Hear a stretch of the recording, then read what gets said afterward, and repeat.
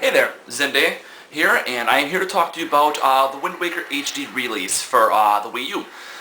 Mostly because of the fact, and I was thinking about not doing a video for Wind Waker specifically because it is a remake of the one that was on the GameCube, but I just had to. There was a lot of new stuff that they added to the game, and I really thought that they did a terrific job here. Couple quick things. It is an exact remake. They changed a couple things to make the game significantly better, and that's pretty much about it. There's like two new things, but not significant enough to make it a new game. All the dungeons are the same, everything's the same, the storyline's the same. So, I have a small list of stuff that I've written down on how I feel that the game is better. So the first thing that I think that the game is better is songs don't repeat. For example, when you play a song, normally the computer goes through it and plays it again for you. It only does that once, the first time you play it after you turn the game back on. After you played the song, it just continues right after, like, as if it repeated the song. So, like, if I play the Song of Passing, it doesn't replay it just passes the day along. If I play, the Warping song, it'll just automatically bring up the map and warp me to wherever I'm trying to go. That's cool, it speeds up the game a little bit. Animations are a little quicker, too. When you're using your grappling hook, it wraps around, the thing significantly faster, like whatever you're targeting. And I think it's a really great concept. Like I said, it makes it go faster. It's just a smoother transition through it. Strafing. They've added strafing to the game, which is a very odd thing to get used to. Now, I played Wind Waker a million times, and it's really hard to get used to the boomerang aspect, because the boomerang can target 5 different things at once when you shoot it off. But now it's different, where when you hit the boomerang, the button you have the boomerang equipped to, he holds it out first.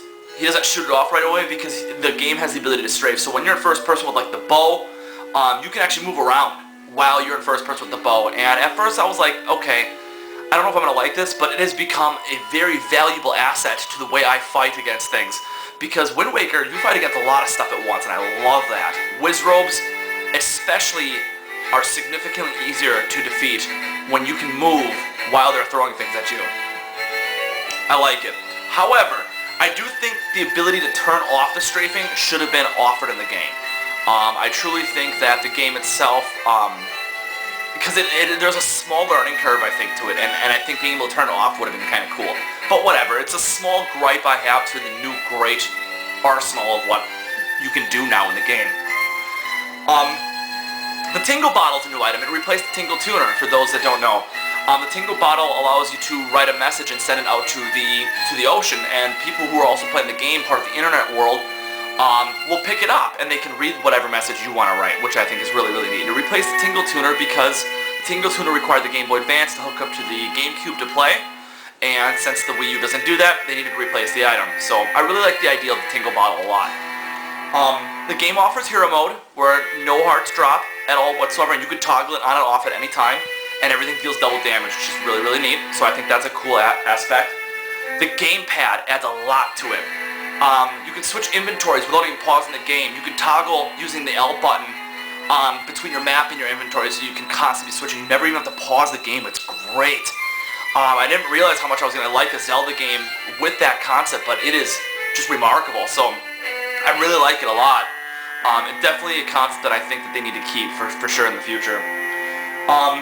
Wind Waker auto-equips, like items that auto-equip onto your inventory, such as the Wind Waker itself, bombs and the grappling hook that auto-equip onto your D-pad when you are out at sea, so you can still keep your other items equipped, like the boomerang and stuff like that, or your bows, or whatever you want to equip, on your regular equip buttons, because these things all auto-equip on your D-pad, and it's so awesome.